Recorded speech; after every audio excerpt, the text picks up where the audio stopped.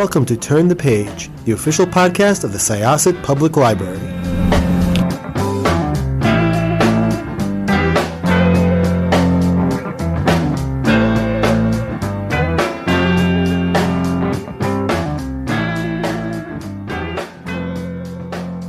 Welcome to Syosset Library's Turn the Page podcast. My name is Jessica, and I am welcoming back an author who I really loved your book. The last book we talked about, it was the Shakespearean retelling, and all of a sudden I'm blanking on the name because apparently of all the notes I took, I forgot to write that one down. That's all right. We were just talking about recording first thing in the morning, so you're Yeah, trying I to get know, yourself right? situated. Yeah. Yeah, that Hollow happens sometimes. bones. Hollow bones, yes. So yeah, Yeah. we were just talking about the hollow bones and or rather I was thinking about the hollow bones and how much I really enjoyed that book. And now I got really excited to see that that you were coming out with this is a series, right? It is. I didn't actually start the book as a series, but I really fell in love with the characters and I fell in love with the setting. And so when I was sending it to my agent, I said, if you want to pitch it as a series, I am open to that idea because I'd love to spend more time in this place. And thankfully, the Severn House, my publisher, they said yes. So now I'm working on book two, which has been fun. Yeah, so it's called the Museum of Unusual Occurrence. That's right. That's right. It's a bit And of a yeah. complicated title. Yeah, and it's about, I mean, it's interesting because it's a cozy-ish occult murder mystery. The main character is she's the owner of this museum. She and her sister is a teenager, the main character. So it's Alcyone. I know she goes by Yeah. Allie. Allie is fine. Yeah, Allie and Yes. Mary. I think that Yes. works just And fine. Barope is the younger sister. That's right. So, that all alone kind of implies that they had parents who were very creative in naming them. But Allie's trying to raise her younger sister, who's a teenager, and lo and behold, some young woman turns up murdered and posed in a very dramatic way in this museum. Um, and her town is considered like this town of psychics and unusual occurrences to begin with. Uh, so I mean, there's a lot going on here, and it's really well written and a really intricately, like poetically, I would say, even like your language is just so beautiful. Um, could you talk a little bit about, so you said that you didn't set out to write a series. This is so different from Hollow Bones. Um, how did this all come to be for you? Oh, sure. And thank you so much. Thank you for reading it. I appreciate that.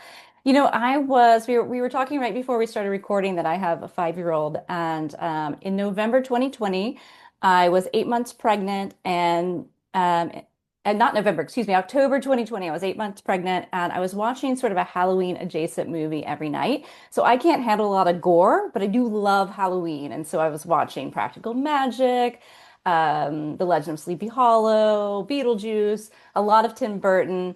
And, I just so look forward to this kind of hour and a half or 2 hours every night. And I thought, I really want to write something that has this tone that is eerie, but also still fun, that also is still kind of a little bit playful.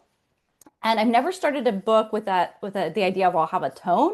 That was sort of an entirely new concept for me. So I finished the project that I was working on, and then I remembered that when I lived in Florida, I lived about an hour away from this town called Casa, Florida, and it is known as the psychic capital of the world. And in the real version, not my fictionalized version, you have to be a certified medium to live there. You have to have completed this coursework. Yeah, you have to have your diploma, framed or not, to live within the city limits. So I use that as my inspiration, and my version is really its own place. But that little spark, that little kernel, is really where I got to this town. And my books often start with setting, so that part wasn't surprising. So once I moved from tone, which was not the most helpful place to start, to setting, then I was able to tell this story. That's nuts. I actually did not know that. Wow. There, there are two, there actually are two places that are considered these centers of spiritualism. One is in New York, and I forget the name of that one, and then there's a second one in Florida, and they popped up right after about right after the Civil War. They became these really popular places for spiritualism, which was this kind of brand new religion that thought that people could communicate with the dead and therefore that proved an afterlife. So it started as sort of a very kind of sincere type of project. And then some of that sincerity, ebbed and flowed, let's say. I don't want to I don't want to say anything negative about the current versions. But I think I explore that in my book as well, that there are these people who are true believers and really do want to help people grieve. And then there are other people who just kind of are there to make money and lure in the tourists, especially around October and around Halloween. So, Lilydale is the name of the New York town. oh, great, thank you. That was Lilydale. fast. I had to look that up myself. Hmm. But yeah, no, that's actually very interesting. And it's always funny to me, not in a bad way, but like when something Halloweeny is set in Florida, Right. because, as a New Yorker, when I think about Halloween, I think a lot, about like the season change, Yes, very absolutely. obvious. And Florida, it's milder. I mean, I know that it's Right. different Yes. depending on where you are in Florida, Right. but it's not known, like you go to New England and Mm. like people think of that as a Yes. Halloween area, and obviously Sleepy Hollow, et cetera, et cetera. Yes. But it's always very interesting to me when there are like these spooky towns in Florida. So the sisters, they're living on their own. This murder happens. Meanwhile, Allie is like trying to navigate having a teenage sister who has a boyfriend and all of that. So what you're saying is so like tone and setting came first. Where did the sisters and their backstory come from? That's a great question. So, I was writing it. This is the first book I wrote when I was a parent, and I was thinking about, how do I explore that dynamic, which is so exciting and so bewildering, and I was having all of these new experiences, but I have a really hard time. Frankly, it's impossible for me right now to put an actual child in danger in a mystery novel. I just can't write it. I know that there are other people who do it so well. So I thought, well, why don't, I kind of feel like a sister dynamic is a way for me to still explore some of these interesting questions that have come up for me as a parent, the challenges, but also just this unconditional love. And I think Allie reflects at times on, how she has rules and boundaries for her own life, but she would happily, willingly cross them to, save her sister. So it was that was a way that really worked out for me to kind of write about some of these new ideas I was having, but from a remove. I feel like Emily Dickinson would say, like at a slant. And that worked for me. That was as close as I could get. Mirabe's 17 in the book, so she is still a child, but she's right on the cusp of adulthood. Talk about the museum a bit, and where you got the idea for it, or if you were pitching the museum, like let's say this was a real place and somebody wanted to know about it. Like this is an attraction. Like how would you pitch it? Creating the museum was so fun. That was definitely the most fun that I had writing the book. So it's called the Museum of Unusual Occurrence. It's a museum of oddities. Her father purchased it, and so it's been around for longer than her family has been involved. And it is, anything that has kind of a hint of supernatural might be included. They purport a lot of the things there might not actually be genuine, and Allie is determined to sort of explore their provenances and make it more of a dignified institution. But before she took over, it was kind of a free-for-all. So there was a phone book that would disappear people inside. There's a calcified liver that you can examine. That's kind of a nod to the Mutter Museum in Philadelphia, which is one of my favorite places.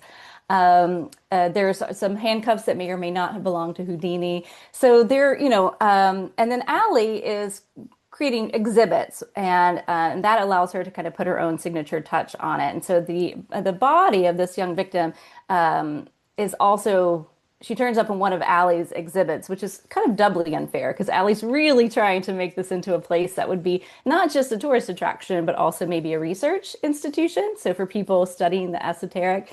And then, of course, she has this new obstacle to overcome. She can't get a break. Allie can't get a break.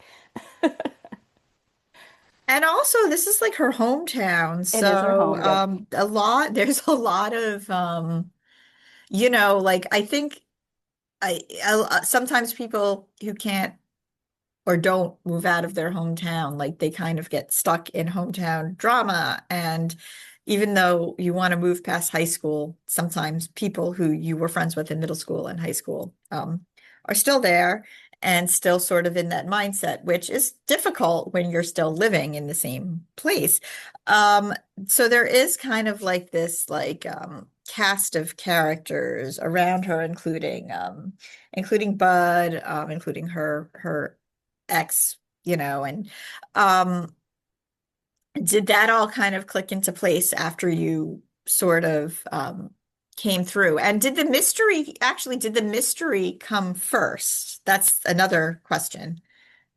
The mystery definitely came first. So I had this, I had the idea for the mystery fairly early on. I did rewrite a lot of the first chapter several times, trying to get it right and wanting it to make it as surprising as I could see it in my head, which is probably what writers are always doing, that we have this vision in our head and then we are just getting closer and closer to matching it.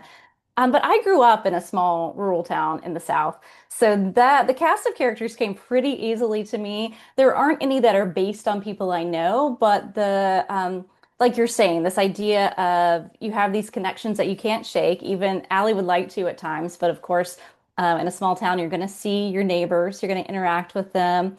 Um, and so I was really just drawing on my own experience. In general, I think it's interesting to set mysteries in small towns because it's much harder to keep a secret than if you're in a metropolitan area that, you tell one person and you think it's going to be kept between the two of you, and it's probably not. So it's always interesting to think about, what secrets are people hiding? How does that relate to the mystery, or how does it just relate to their own lives?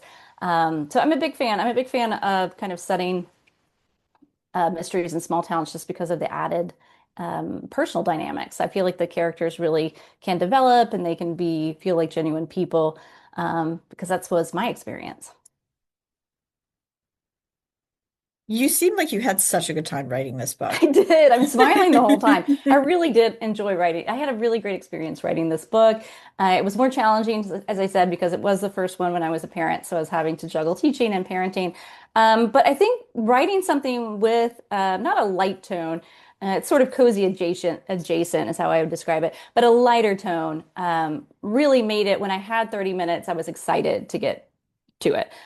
So even if I was tired, I was still kind of determined to write something. I could still write a little bit because it was fun. It's a really the setting I enjoy, the people I enjoyed, and I could just see where they led, see what was going on with them.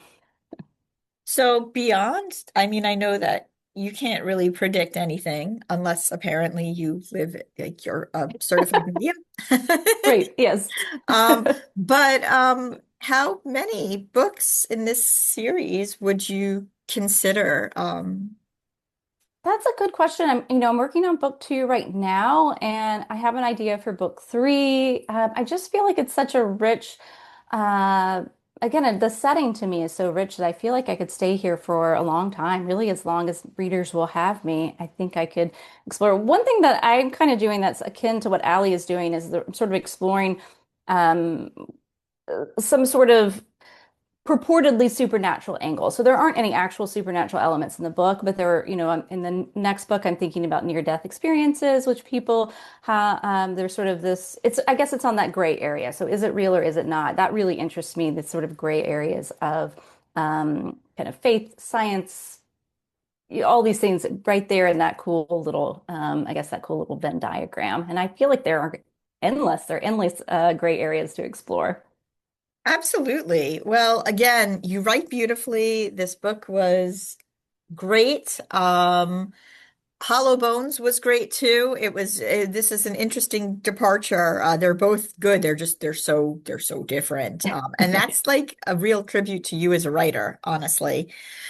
Because it's hard, I would imagine, and that's not to say anything, there are many writers who, like this is, they're very good at their lane, and why, like you don't need, it's like, you're reading it and you know what to expect.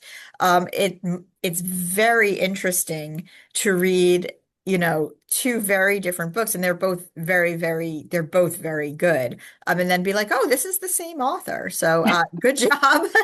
Thank you so much. I'm glad that it works. All right. Once again, this was Jessica with Syosset Libraries Turn the Page podcast. My guest was Erica Wright. And we are going to close this chapter. It's time to close this chapter of Turn the Page. Join us for the next episode.